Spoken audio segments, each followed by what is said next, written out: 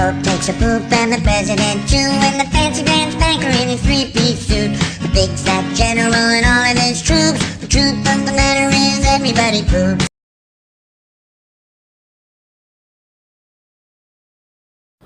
Hello, আসসালামু আলাইকুম। Welcome back to my channel. কেমন আছেন আপনারা সবাই? আশা করছি সবাই অনেক ভালো আছেন।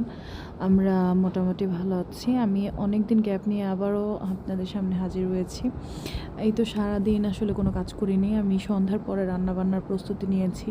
মাছ মাছ ভিজানো হয়ে গেছিলো আর কি। মাছ লবণ মেখে রেখে দিয়েছিলাম। এখানে চিংড়ি মাছ সয়া সস, টমেটো সস আর অন্যান্য মশলা দিয়ে মেখে রেখে দিয়েছিলাম ফ্রাই করার জন্য। ভাত বসিয়ে দিয়েছিলাম। আর এই তো সন্ধ্যার পরে আমার বাসার বাইরের যে লুকটা সেটা এরকম আসে, মানে বাইরের আউটসাইড দেখতে এরকম লাগে আসলে। তো আমি সকালবেলা অনেক সময় আপনাদেরকে এই জায়গাটা দেখিয়েছি, কিন্তু রাত্রে কখনো দেখানো হয়নি। এই তো, আর আমি আজকে প্রচুর টায়ার্ড। আমার মেয়ে এদিকে ফোন চালাচ্ছে, ছেলে ঘুমাচ্ছে, আর এই ফাঁকে রান্নাবান্না করে নিচ্ছি। এদিকে আমার অনেকগুলো কাজ, মানে জামার ফটোশ্যুটও ছিল, ওগুলো করা হয়নি। আমি যখন ভয়েস ওভার দিচ্ছি ঠিক আজকে আমি এগুলো শ্যুট করতে পেরেছি। কালকে থেকে এগুলো এখানেই ছিল, আমি শ্যুট করে রাখতে পারিনি রাতে। যাই হোক, তারপরে মাছগুলো ধুয়ে লবণ হলুদ মেখে আমি ভাজার জন্য এসে পড়ি। আমার যেখানে আরও কম মাছ রান্না করলে হয়ে যায়, মানে 4-5 টুকরা, সেখানে আমার বেশি মাছ রান্না করতে হয়েছে।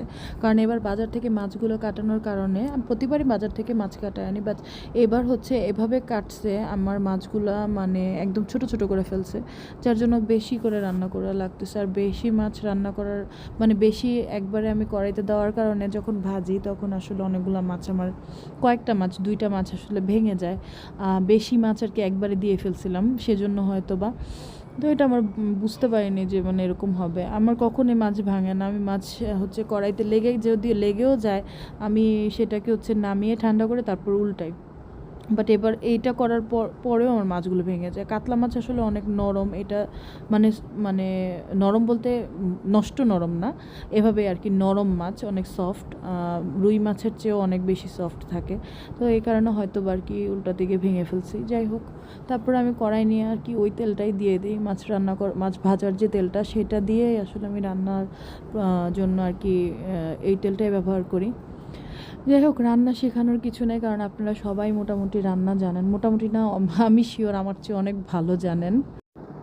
তো যাই হোক, যেই কারণে আসলে আমি এতদিন আর কি গ্যাপ দিয়েছি। প্রথমত শরীর মন দুইটার একটা আসলে ভালো ছিল না। আমাদের ফ্যামিলির অনেকগুলাই প্রবলেম আর কি চলতেছে। তার ভিতরে আর কি একটা ভালো সংবাদ আমার ছোট ভাইয়ের আলহামদুলিল্লাহ মেয়ে হয়েছে। তো সবাই ওর জন্য দোয়া করবেন। আর মনটা আসলে ভালো না, কারণ আমার নানি অনেক দিন যাবত হসপিটালে ভর্তি। আমার নানু অনেক অসুস্থ লিটারেলি। এই কারণে আসলে আমার আসলে মন ভালো ছিল না। যাই হোক, এটার কারণে হয়তো আজকে আরও বেশি আমাকে দেখবেন যে অনেক টায়ার্ড দেখাচ্ছে। যাই হোক, আমার ছেলে ঘুম থেকে উঠে গেছে আর কি ভয়েস ওভার দিতে দিতে। আর ওইদিকে কিন্তু এই ভিডিওটা যখন করছিলাম তখন আমার ছেলে তখনও ঘুম, যখন রান্না করছি। তার একটু পরে জায়ান, আমার খালাতো ভাইটা আসে, যার কারণে ও ঘুম থেকে উঠে যায়। ওকে দেখলে আমার ছেলে কখনোই, যতই ঘুমাক, কখনোই ঘুমের মধ্যে থাকবে না, উঠে যাবে, কারণ ওর সাথে খেলতে অনেক পছন্দ করে। আর যেহেতু বাচ্চারা এখন আসলে ওইরকমভাবে স্পেস পায় না, তো আমি অনেক লাকি যে আমি এই বাসায় থাকি, মানে আমরা নানু বাসার সাথেই থাকি, যার কারণে আমার খালামণিরাও এখানে আমাদের সাথে একসাথে আছে।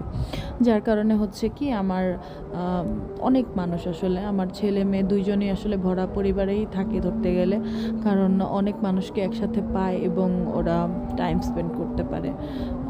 তো আমার এই নিয়ে আর কি কোনো সমস্যা হয় না। যাই হোক, তো এই ছিল আমি এইগুলোই করতেছিলাম আসলে। আমার ছেলে ঘুমাতে ঘুমাতে যাতে রান্নাটা শেষ হয়ে যায়, ওইটাই চিন্তা করতেছিলাম। তো যাই হোক, কিন্তু রান্না পুরোপুরি শেষ হওয়ার আগেই আমার ছেলে উঠেছে, যেহেতু সময়ও হয়েছিল আসলে ওঠার মতো। যেহেতু সন্ধ্যার পরেই আসলে উঠছে, মানে দেখতে গেলে 7:30টার দিকে আর কি ঘুম থেকে উঠেছে, অনেক লেট করে উঠেছে। যাই হোক, এদিকে ওরা দুজন মামা আর ভাগ্নে দুজন খেলা করতেছিল। ওরাও অনেক খেলা করে আসলে, দুইজন যখন এক হয়। এদিকে যে কান্না করে, মানে ওর মন মতো কোনো কিছু না হলে ও রান্না করে। সরি কান্না করে, মানে রান্না করতে করতে আর রান্নার ভিডিও হচ্ছে দিতে দিতে সারাদিন শুধু রান্নার কথাই বলি। আচ্ছা যাই হোক, এদিকে কিন্তু আমার রান্না কিন্তু শেষ প্রায়। আমি এখন হচ্ছে মাছে কিছু কাঁচামরিচ দিয়ে আসলে নামিয়ে ফেলবো। তো মাছ রান্না কিন্তু শেষ আমার। মাছ নামিয়ে হচ্ছে আমি ডাল রান্না করার জন্য প্রস্তুতি নিয়ে নিব। আমি আজকে হচ্ছে মিক্সড ডাল রান্না করব, মানে কয়েক পদের ডাল একসাথে মিলায় তারপর রান্না করি। এখানে মসুরির ডাল থাকে, বুটের ডাল থাকে, তারপর হচ্ছে মুগ ডাল থাকে, মাসকলাইর ডাল থাকে। তো এইগুলো ডাল একসাথে হচ্ছে ধুয়ে হলুদ দিয়ে পেঁয়াজ কুচি দিয়ে লবণ দিয়ে আর সামান্য তেল দিয়ে আমি 3টা সিটি নেই হচ্ছে এই প্রেশার কুকারের। তাহলে আর 3টা সিটি নেওয়ার পরে কিন্তু আপনি এটা খুলতে পারবেন না, মানে প্রেশার কুকারটা ওপেন করা যাবে না যতক্ষণে এটার প্রেশারটা নিজে নিজে রিলিজ না হয়। মানে আপনারা হচ্ছে উপরের সিটিটা খুলে আর কি প্রেশারটা লুজ করা যাবে না। আর যদি লুজ করার ইচ্ছা থাকে তাহলে অবশ্যই 4টা সিটি দিবেন। 4টা সিটি দিতে গেলে আমার ডালটা হচ্ছে নিচে লেগে যায় আমি যতটুকু পানি দিই, আর এর থেকে আবার পাতলা আমার বাসায় খায় না। তো এই কারণে আমি 3টা সিটি দিয়ে প্রেশারটাকে নিজে নিজে রিলিজ হতে দিই। এভাবে করলে আমার ডালটাও গলে, আবার হচ্ছে আপনার নিচে লেগেও যায় না। তো এইভাবেই আমি সবসময় আর কি রান্না করি মিক্সড ডাল রান্না করলে। আর মুসুরির ডাল রান্না করলে বা হচ্ছে মুগ ডাল যদি রান্না করে তখন আমি প্রেশারে দেই না, তখন আমি হচ্ছে এভাবেই রান্না করে ফেলি, তখন পাতিলেই রান্না করি। আর হচ্ছে ওইদিকে হচ্ছে ফাইজা কিন্তু তখন হচ্ছে ওর টিচারের কাছে পড়ছিল যখন আমি ডাল রান্না করতেছিলাম। আর এদিকে ফাইয়াজের মামা মানে আমার খালাতো ভাই, এই দুজন কিন্তু ঘরে তখনও খেলা করতেছে। যাই হোক, আমাকে দেখতে পাবেন একটু পরে। আমি কিন্তু টায়ার্ড থাকি আসলে, আমি ইদানিং একটু বেশি টায়ার্ড থাকি। যাই হোক, যে আর যেহেতু হচ্ছে মানে সংসারের কাজও আসলে বেশি এখন, কারণ ছেলেটা আমাকে এক্সট্রা প্যারা দেয়।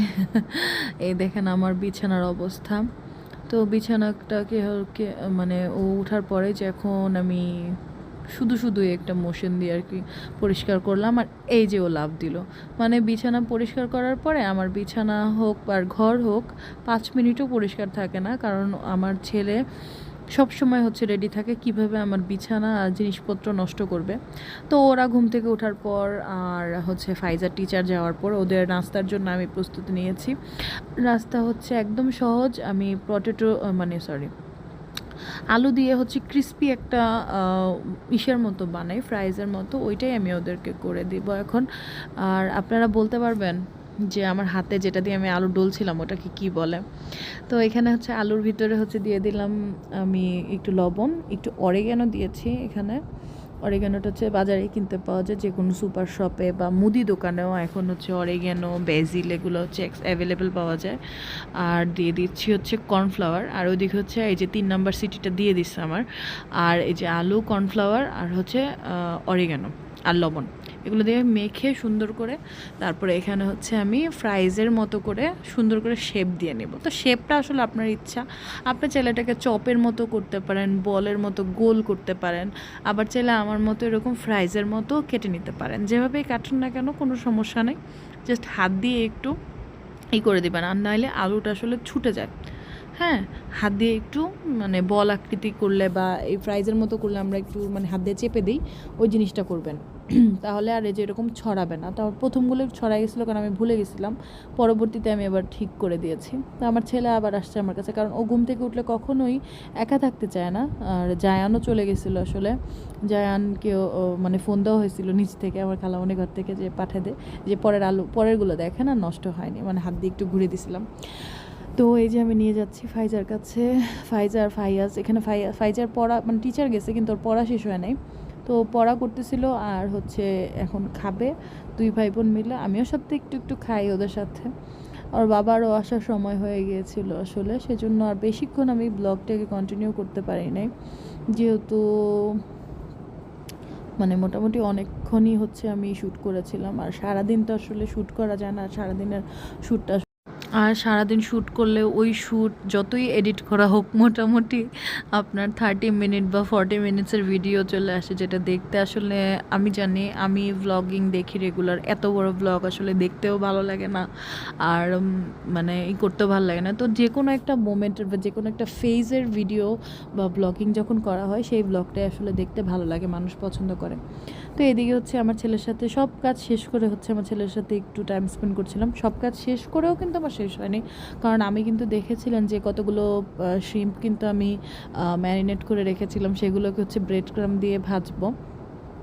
তো ওইটা ভাজবো একটু পরে। আমার ছেলেকে একটু সময় দিতে হয়, কারণ ও অনেক অ্যাটেনশন সিকার, একদম আমার মতো।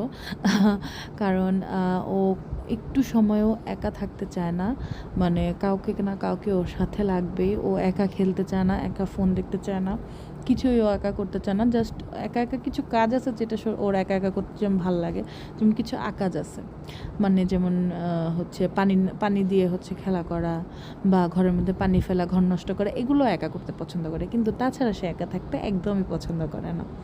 ওর সাথে কাউকে না কাউকে ওর লাগবেই। যেহেতু ফাইজা এখন এখানে আসবে না, ও পড়াশোনা করতেছে, তো ও আমার সাথে অনেক কিছু জিজ্ঞেস করতেছে, আমার সাথে কথা বলতেছে।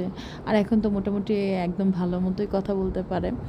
তো বিভিন্ন কথা জিজ্ঞেসও করে আমাকে, যে মানে জিজ্ঞেস করে, বাবা ওয়ার্কিং গেছে কেন, মা ফোন দিছে কেন, এভাবে অনেক কিছু জিজ্ঞেস করে। যাই হোক, আর এদিকে হচ্ছে ওই যে চিংড়ি মাছগুলো ভাজতে চলে আসি আমি ফাইজা রুমে ঢোকার পরে। এদিকে চিংড়ি মাছের জন্য আমি ব্রেড ক্রাম বের করে নিব। ব্রেড ক্রামটা হচ্ছে দেখবেন একটা চাকা পড়ে যায়, এটা আসলে জানি না ডিপ ফ্রিজে রাখার কারণে হয়তো বা হয়েছে। যাই হোক, ব্রেড ক্রামটা কিন্তু আমি নিজেই বানাই, আমার এর আগে কিন্তু ব্রেড ক্রাম বানানোর একটা ভিডিও আছে। তো এই যে এভাবে ডিম দিয়ে তারপরে হচ্ছে ব্রেড ক্রামে কোট করে আমি হচ্ছে শ্রিমগুলো ভাজতে নিয়ে আসি এবং ভেজে ফেলি মচমচে করে। তারপরে এই যে ওর বাবা এসে পড়ে ওদের, তারপরে ওরা হচ্ছে ওর বাবার সাথে টাইম স্পেন্ড করে। আর এই ছিল আজকের ভ্লগ। হোপফুলি আপনাদের ভালো লেগেছে। ভালো লেগে থাকলে অবশ্যই আমার চ্যানেলটাকে সাবস্ক্রাইব করবেন। ধন্যবাদ।